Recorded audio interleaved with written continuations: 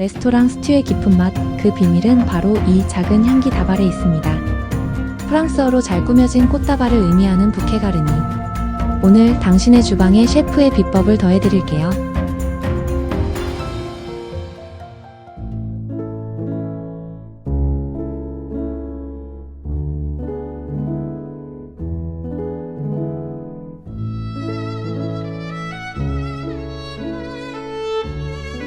안녕하세요. 저는 한국조리박물관 관장 최수건입니다. 오늘 여러분들하고 만들어 볼 것은 부케 가르니라는 것을 만들어 볼 건데, 부케 가르니는 우리 프랑스에서 나온 거예요. 프랑스에 나오는데, 이 전통적인 방법은 요 파를 가지고 싸는 것을 전통적인 방법이고, 요즘은 응용된 것은 여기 요즘 세러리를 많이 활용합니다. 파를 이렇게 자릅니다. 잘라서 이렇게 자주 가운데다가 향신료를 집는데, 후추를 이렇게 집어넣습니다. 후추를 이렇게 가운데 집어넣고, 3개 넣고, 그 다음에 파세리 줄기 가운데 집어넣고, 백리향 이렇게 넣고, 월계수잎을 넣고, 요 겉에다가 요걸 집어넣고 이렇게 쌉니다. 그래서 이것을 향신료 다발이라고 합니다. 향신료 다발. 이렇게 해가지고, 이것도 실로 묶어요. 실로 이렇게 해서, 이렇게 먹습니다.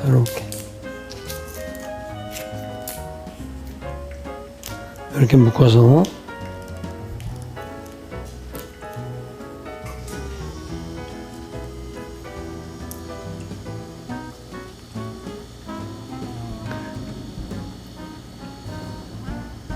자, 이렇게 해서 묶어서 사옵니다.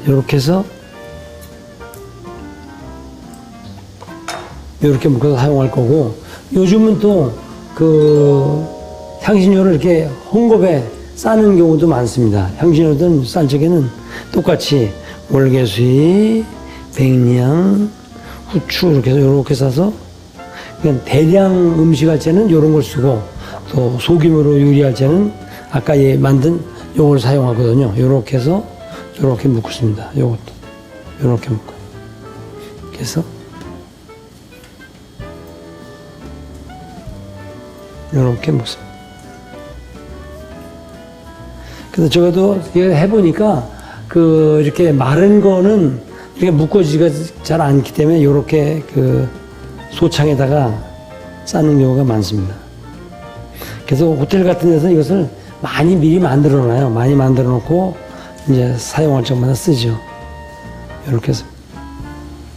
그래서 요런 방법도 있고 요런 방법도 두 가지 있습니다. 두 가지 다 부케 가르니라고 얘기합니다. 부케 가르니.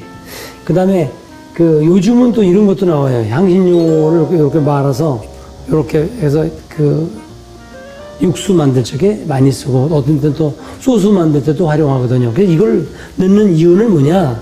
넣는 이유는 이걸 집어넣으면 해서 향신료가 음식의 어떤 나쁜 냄새를 제거하는 경우도 있고, 또 좋은 냄새를 맡게 하는 것도 있거든요. 그래서 이것은 서양에서는 음식에 넣어 먹고, 우리는 이것을 약으로 먹은 게 우리하고 서양하고 좀 차이예요.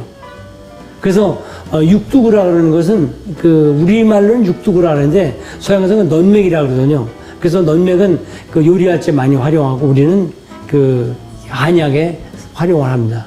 그래서 실제 이제 이 향신료 부케 가르니 활용하는 데를 우리 한번 만들어 보자고. 이쪽으로 오면 지금이 준비했는데,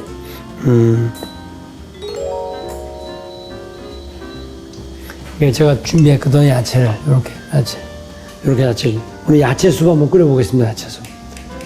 제일 처음에 버터를 넣고 버터가 녹으면 채소를 이제 하나씩 넣습니다. 그래서 서양은 향신료를 끓일 적에 마늘이나 이런 양파를 먼저 넣고 볶아요. 그 다음에 다른 야채를 넣고, 우리나라는 반대로 향신료를 나중에 넣는 게 우리나라 스타일이에요. 요리 방법이 좀 달라요. 자, 그래서 먼저 양파 넣고 볶다가 당근 넣고, 그 다음에 세러리 집어넣습니다.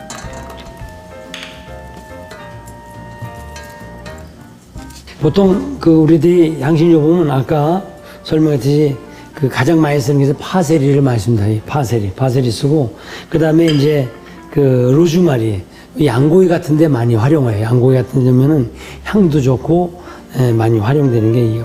그 다음에 특별히 이거 백리향. 향이 백리까지 간다서 이게 백리향이라고 그러거든요. 요게. 그래서 이거 쓸 적에는 원래 이거는 말른 다음에 이것을 비벼가지고 요 잎사고 쓰는 것이 요거의 그 백리향 쓰는 요령입니다. 요령. 그 다음에 이제 우리가 그 마늘도 스파이스라고 하거든요. 이것도 향신료인데, 이거 매운 거죠. 요거 매운 게 이제 후추. 이런 것은 그 우리 그 동서양이 아주 많이 쓰는 그런 향신료인 건 사실입니다. 제가 특별히 설명해 보고 싶은 것은 요 정향. 옛날에는 이거 수입도 어려워서 안 됐어요. 세러리도 이게 그 우리나라에서는 이게 양식에 많이 쓰이지만 서양에서는 이것을 그 사람이 죽으면 장례식장에서 많이 쓰는 그런 그 향신료로 많이 알려져 있는 것이 요 세러리입니다. 마지막으로 이제 요 월계수잎은 요즘 구아바잎을 많이 쓰는 게 요즘의 추세입니다. 이거는 향신료의 어머니예요. 모든 요리에 다 이게 활용이 됩니다. 모든 요리. 요런 마른 것은 요리할 때 처음에 집어넣는 게 요령이에요. 처음에. 그다음에 가루는 요리 중간에 집어넣는 것이 그 가루. 그다음 마지막에는 후레쉬는 마지막에 나가기 바로 전에 쓰는 것이 이 향신료 쓰는 요령이니까 여러분들 기억했으면 좋을 겁니다. 마른 것은 처음 요리할 때, 가루는 중간, 후레쉬는 마지막에 쓰는 거. 자, 지금 수 한번 끓여볼게요, 수.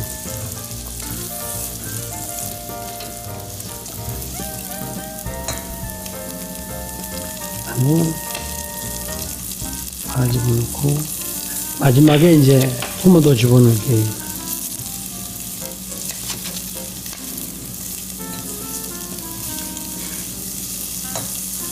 그 풋내가 안 날 때까지 볶는 게 요령입니다.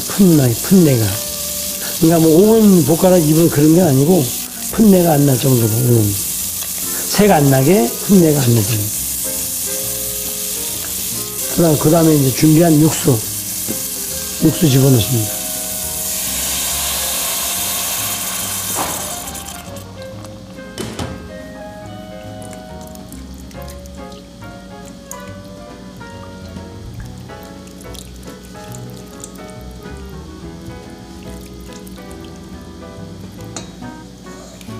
끓으면 그때 이 북게가르니를 넣습니다. 북게가르니 넣고 여기다 이렇게 묶어요. 이렇게.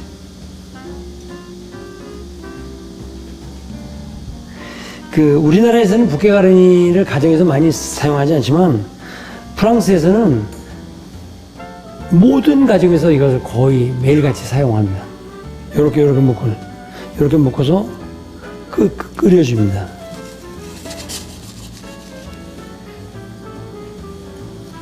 감자는 익은 다음에 그 다음에 첨가합니다.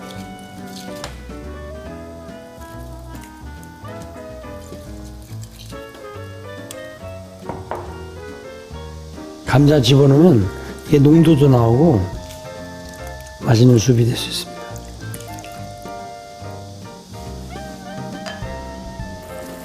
자, 수육이 이렇게 끓으면 이 향신료 다발을 건집니다. 건져서.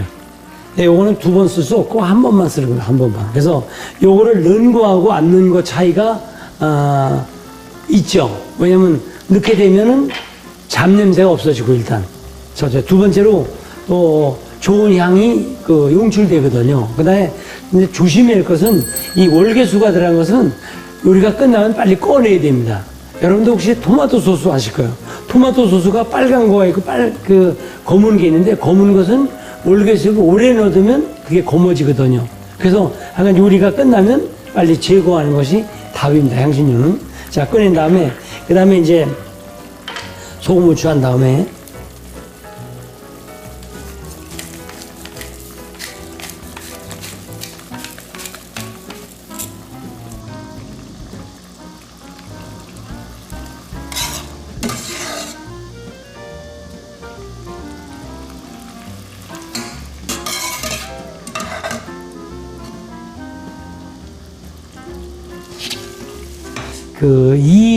오늘 향신료에 대한 설명이 좀 부족하면 한국조리박물관에서 9월 달부터 그 향신료 기획전을 열고 있거든요. 기획전에 오셔보셔가지고 향신료의 역사, 향신료의 유래, 향신료 사용 방법, 사용료의 그 특징, 또 특별히 이번에 그 저희들이 그런 걸 준비했습니다. 향신료 향을 맡아서 향신료를 구분하는 기계를 이번에 구입해 왔으니까 여기 오셔가지고 향신료 향도 맡아보시고 향신료 냄새도 맡아봐서 여러분들이 이번 기회에 향신료에 대한 수준을 좀 높여보시는 것도 좋은 방법일 것 같습니다. 자, 마지막으로 파슬리 다진 거거든요. 파장을 숲에다 이렇게 뿌려줍니다. 마지막에. 프레쉬는 마지막, 가루는 중간, 그 드라이 된 것은 처음 요리할 때. 자, 오늘 수업하고 향신료 다발 준비했습니다. 이렇게. 오늘 수업은 이걸로 마치겠습니다. 감사합니다. 작은 원칙 하나가 만들어낸 깊은 맛의 차이 느껴지시나요? 향신료의 무궁무진한 세계가 궁금하다면 한국조리박물관 특별기획전 맛의 비밀 정원에서 더 많은 영감을 얻어보세요.